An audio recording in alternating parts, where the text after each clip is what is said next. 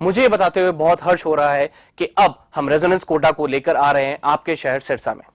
अब आपके बच्चे को अपने सपने को साकार करने के लिए आपसे दूर नहीं जाना होगा। आपको बस जाना होगा खैरका स्थित आरपी सीनियर सेकेंडरी स्कूल के प्रांगण में, जहां पर रेजोनेंस कोटा की फैकल्टी आपके बच्चे को ट्रेन करेगी भविष्य के डॉक्टर और इंजीनियर बनने में। सभी प्रमुख परीक्षाएं जैसे JEE Main, JEE advance, NEET UG, AIIMS, international olympiad, NTSC, KVPY, CA, CS, CMA, CLAT, Resonance ने गुणवत्ता और मात्रा दोनों में अच्छे परिणाम देकर खुद के लिए एक नाम बनाया है। अधिक जानकारी के लिए आप डबवाली रोड स्थित RP senior secondary school visit कर सकते हैं या कॉल कर सकते हैं नीचे दिए गए नंबर पर। अब होंगे सपने साकार। धन्यवाद।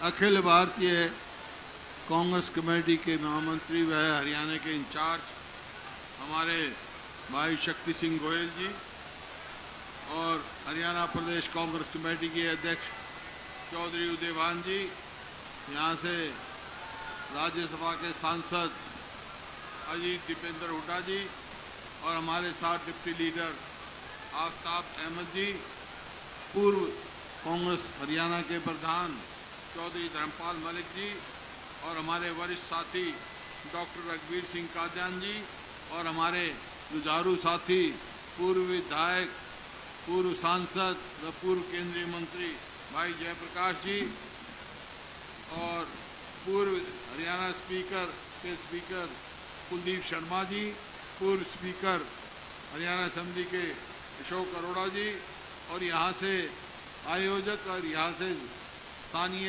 हमारे विधायक साथी सुरेंद्र पवार जी और भाई संचालन कर रही मेरी बहन गीता भुक्कल जी, विधायक जगवीर मलिक जी, जयवीर वाल्मीकि जी, मेरी बहन शकुंतला खटक जी, राव तान सिंह जी, चौधरी मेवा सिंह जी, सुभाष गंगोली जी, शीशपाल केरवाल जी, ये सभी विधायक हैं, धर्म सिंह छोकर जी, मोहम्मद खान जी, नीरज शर्मा जी, इंदुराज नरवाल जी, राव चिरंजी जी और भारत भूषण बत्रा जी, कुलदीप वत्सी, मोहम्मद इलियास जी और राजेंद्र जून जी, पूर्व विधायक व हमारे जुझारू साथी आनंद सिंह दांगी जी, बलबीर वाल्मीकि जी विधायक और यहाँ हमारे पार्टी के इंचार्ज पूर्व विधायक चौधरी संत कुमार जी, जय तीरथ दैया जी और ये हमारे मेयर जो है निखिल मदान जी व उपस्थित स्टेज पर सभी पूर्व मंत्री, विधायक, पूर्व सांसद, पूर्व विधायक व सम्मानित मंच और उपस्थित सभी मेरे बुजुर्गों, नौजवान साथियों व मातृशक्ति प्यारे बच्चों, आज हम सबसे पहले तो आज ये जो हम जय भारत जो सत्याग्रह है और आज बाबा साहब अंबेडकर की जो जयंती है उस उपलक्ष्य में हम जब इकट्ठे हुए हैं, जो जनसमूह मेरे सामने आया है, सामने बैठे हैं, मैं उन सबको हार्दिक बधाई देता हूं। इतनी गर्मी फसल के समय में और इस समय यहाँ इतनी हाजिरी होना कोई ये दर्शाता है कि लोग फैसला कर चुके हैं, अब इंतजार चुनाव का है। आज हम सब यहाँ बाबा साहब अंबेडकर की जयंती है बैठे हैं। बाबा साहब जैसे उदयभान जी बता रहे थे, उनके पास 32 तो डिग्री थी और 9 भाषाओं के ज्ञाता थे। वो जो संविधान लिखा गया उसकी ड्राफ्टिंग कमेटी के अध्यक्ष थे और संविधान कब लिखा, कैसे लिखा, क्यों लिखा, ये हमारे को सोचना है। इस संविधान को बनाने के लिए लोगों ने आज़ादी की लड़ाई लड़ी, हमारे बुजुर्गों ने, और बहुत सारे जो हमारे आज़ादी की लड़ाई जिन्होंने लड़ी, कुर्बानियाँ दी, उनके नाम और गांव पता है, लेकिन लाखों आदमी ऐसे भी हैं जिन्होंने अपनी जान कुर्बान कर दी देश के लिए, इन्होंने गांव और नाम नहीं पता हमारे को। उन लोगों की कुर्बानी याद करो, उनका क्या नतीजा निकला, देश आज़ाद हुआ और देश के प्रमुख जो स्वतंत्रता सेनानी थे, डॉक्टर राजेंद्र प्रसाद जो अध्यक्ष थे कॉन्स्टिट्यूएंट असेंबली के डॉक्टर बाबा साहब आम्बेडकर जो चेयरमैन थे, पंडित जवाहरलाल नेहरू, मौलाना आज़ाद, सरदार पटेल, कितने ही नाम ऐसे गिनो आप पूरे देश में। और भाई मेरे स्वर्गीय पिताजी, आपके बुजुर्ग चौधरी रणबीर सिंह, ये संविधान सभा में सभी बैठे और बड़े लंबे चौड़े बात करके पूरी दुनिया के संविधानों को देखकर ये संविधान तैयार किया। और क्यों किया ये संविधान? कैसा संविधान है हमारा? हमारा संविधान ऐसा है जो इस देश को बनाए रखेगा। अंग्रेजों की तो चाल थी, एक देश के दो टुकड़े कर दिए थे, लेकिन हमारे बुजुर्गों ने, संविधान निर्माताओं ने ये संविधान दिया, डॉक्टर अंबेडकर ने, कि ऐसा संविधान हम देश को देके जा रहे हैं। अगर ये संविधान कायम रहेगा तो हमारा देश भी कायम रहेगा। तो आज सवाल इस बात का है हमारे सामने, आज ये सवाल खड़ा हुआ है, जो हालात हुई है देश में, ये हमारे सामने सवाल खड़ा हो गया है कि कुछ ताकतें इस संविधान को कमजोर करना चाहती। आज मैं एक बात कह के जा रहा हूं, मैं किसी का व्यक्तिगत विरोध कभी नहीं करता, लेकिन मैं अपने तजुर्बे से और अपने मन की बात आपको कह के जा रहा हूं। अगर हमारा संविधान नहीं रहा, संविधान कमजोर हो गया, तो देश भी नहीं रहेगा, ये परिस्थिति होगी। हम तो कितने राजे रजवाड़े इकट्ठे करके देश बनाया और संविधान बनाया। ये संविधान क्या है भाई? संविधान में क्या है? संविधान में देखो, ये खाली एक कानूनी दस्तावेज नहीं है। डॉक्टर अंबेडकर ने भी कहा ये कानूनी दस्तावेज नहीं है, ये खाली कानूनी नहीं, ये सामाजिक दस्तावेज भी है, ये आर्थिक दस्तावेज भी है, ये समाज की समानता भी लाता है, ये आर्थिक समानता भी लाता है। ये ऐसा है। इस संविधान के अंतर्गत ही तो हम अधिकार है, एक गरीब से गरीब आदमी को भी एक वोट और देश के बड़े से बड़े आदमी को भी एक वोट। और वोट का अधिकार क्या है? अपने तुम्हारा कौन सरकार होगी, कौन सी सरकार होगी, उसका चुनने का अधिकार है। ये संविधान तो है। संविधान ही तो आपको आर्थिक समानता देगा। संविधान ही तो आज जो है, जो देश जात पात में बर्बाद हो रहा था, जो देश धर्म की लड़ाई लड़के दो देश हो गए, जबकि आज़ादी की लड़ाई में 36 बिरादरी सारे धर्मों ने लड़ाई लड़ी। आप देख लो, जब देश आज़ाद हुआ, तो आज अगर वही देश अपना मजबूत रखना है तो इस संविधान को भी मजबूत रखना है। आप देखते हैं, आप देख रहे हैं आज क्यों सवाल उठाइए।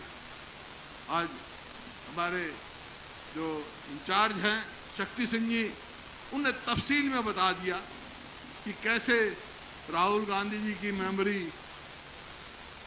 खत्म की गई, कितनी देर में की गई। कानून है, एक जज ने फैसला दे दिया, वो तो हम कानूनी लड़ाई लड़ेंगे, कानूनी लड़ाई लड़ेंगे। और मैं दावे के साथ कह सकता हूँ, मैं भी वकील रहा हूँ, ये फैसला न्यायपूर्वक नहीं है। इस वास्ते हमारी जीत निश्चित होगी कानूनी तौर पर भी। लेकिन जिस प्रकार से जल्दी की गई, क्यों की गई? आवाज दबाने। संविधान ने जो हमारे को एक आज़ादी दे रखी है बोलने की, करने की, उसको दबाने की। मैं आपके माध्यम से बताना चाहता हूं कि हम जागरूक हैं। हम लोग ऐसे संविधान को कमजोर नहीं होने देंगे, और किसी की आवाज, राहुल गांधी की आवाज कोई दबाना चाहेगा तो दबाने नहीं देंगे। पूरा देश उनके साथ खड़ा होगा। ये क्योंकि ये जो है हमारे को ये अधिकार दादा ये अपने अंबेडकर साहब ने दिया है, भीमराव जी अंबेडकर साहब हमारे को दिया है, बाबा साहब ने। तो ये अधिकार हम अपना छीनने नहीं देंगे। ये तो है भाई देश की बात। प्रदेश की बात आ जाए, जिस जो चर्चा हो चुकी उसका मैं दोबारा नहीं कहूँगा, क्या किया क्या नहीं किया।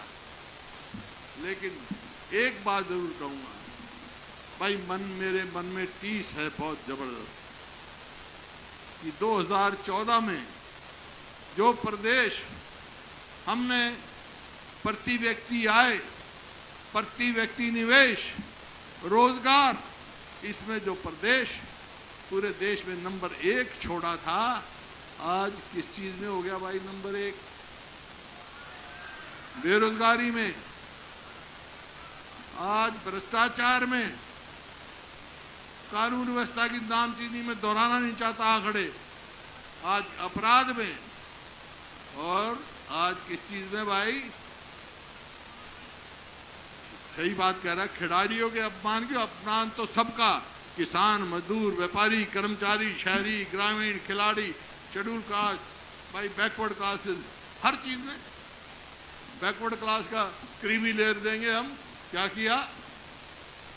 बढ़ा दिया, 6 लाख से 8 लाख कर दिया, नहीं 6 कर दिया, तो भाई किसको मिलेगा वो? 8 लाख से 6 लाख कर दिया ना। और हम क्या करेंगे? 8 लाख जो हमने कर रखा था उसको भी बढ़ाकर 10 लाख करेंगे।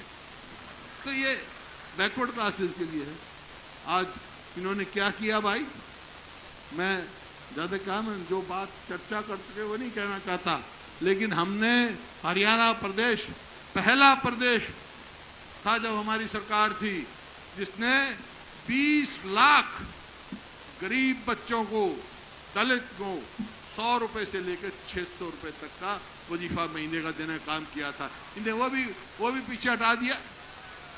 100-100 गज के हमने लाखों प्लॉट दिए, वो भी स्कीम बंद कर दी। बच्चों की स्कॉलरशिप बंद कर दी। कोई तो एक काम कहे, एक काम बताएं। आज अपने पोस्टर छाप रखे, हमने ये किया वो किया। क्या किया भाई? प्रदेश कर्जे में डुबा दिया। दीपेंद्र जी तो कह रहे थे 3 लाख करोड़। भाई इनको मैं बताना चाहता हूं, कर्जा और देनदारी मिलाकर आज हरियाणा का 4 लाख करोड़ से ज्यादा हो गया है। किया क्या भाई? आज किसान का क्या हाल है हमारे प्रदेश में? अरे सरकार का क्या हाल है? स्कूल में जाओ तो मास्टर नहीं, अस्पताल में जाओ तो डॉक्टर नहीं, दफ्तर में जाओ तो कर्मचारी नहीं, कि हड़ताल में बैठे रहे। 2 लाख जगह खाली पड़ी हैं, बेरोजगारी में नंबर 1 हो गया। कोई ऐसा एक नहीं। किसान, मैं अब मंडियों में गया था, वहां देखा किसान और मजदूरों का क्या हाल था। अरे सरसों कहते हैं हम एमएसपी देते हैं, 5450 सरसों की एमएसपी, और बेचना कितने में पड़ा भाई किसान को? 4600, 4700, 48 रुपए, 4800 प्रति क्विंटल। 1 क्विंटल पे 1000, 1200 रुपए का किसान का नुकसान। इसी प्रकार गेहूं का उठान नहीं, गेहूं का ट्रांसपोर्ट का टेंडर नहीं, मंडियां भरी पड़ी हैं। कोई कहेंगे जो है इसमें लस्टर लॉस हो गया। लस्टर लॉस क्या भाई? लस्टर लॉस गेहूं का नहीं हुआ है, लस्टर लॉस तो इस सरकार का हो गया, हरियाणा की सरकार का लस्टर लॉस हो गया। कभी कह देंगे दाना टूट रहा है इतना, कभी कहते हमने ये इतना बढ़ा दिया लेकिन इतनी कटौती करेंगे। तमाशा बना रखा है। हमारे समय में ऐसा कभी तमाशा नहीं था। पहचान पत्र लगा दिया, एक मेरी फसल मेरा ब्यौरा लगा दिया, वो किसान ये टोकता है, फिर जा पकड़े जा किसी ने, भाई तू ये कर, तो पर मेरी फसल क्या ब्यौरा? जितना किसान फसल पैदा करे हमने मंडी में ले जाए। आप कोई भी वर्ग देख लो आप, तो ये स्थिति है भाई, ये आपको सोचना है। आज जैसा संविधान का सभी ने कहा, संविधान दिवस मना रहे हैं हम। संविधान दिवस इसी वास्ते मना रहे हैं, जो संविधान ने हमारे को अधिकार दिए हैं उनको कमजोर नहीं होने देना है। मंजूर है आपको? संघर्ष करोगे तो बेड़ा पार है भाई, फिर चिंता ना करो। अब कहेंगे क्या? इनके मैनिफेस्टो देखो उठा के। एक ने कहा था हम 5100 रुपए देंगे बुढ़िया की पेंशन, वो तो काट दी। अरे हम जो कहते हैं वो करते हैं। हमारी सरकार आएगी तो 6000 देंगे, कह रखा हमने। और गरीब आदमी के लिए जो बिजली अब भी बढ़ा दिए, कल भी 53 पैसे बढ़ा दिए इन्होंने बिजली के। 200 यूनिट से फालतू जो इस्तेमाल करता है उसके कल बढ़ाइए। अब हम क्या करेंगे? हम भाई 300 यूनिट तक की बिजली फ्री देंगे गरीब आदमी तक। जो ज़्यादा बिजली इस्तेमाल करता है वो पूरा करो। तो इसी प्रकार से 100-100 गज के प्लॉट हैं जिनकी पेंशन कटी है, कह चुके हमारे अध्यक्ष जी, सारी बता दिए, डिटेल में दोहराना चाहता मैं तो, क्योंकि समय बहुत हो गया और आप भी बहुत देर से बैठे और फसल का टाइम है, मेरे को मालूम है सब अपना काम छोड़ के आए हो, तो भाई कुछ हासिल करना है तो अपना काम भी छोड़ना पड़ेगा, समझे नहीं। अगला जो है पड़ाव अपना विपक्ष आपके समक्ष हम भिवानी में करेंगे भाई, आओगे सब। बहुत बहुत धन्यवाद।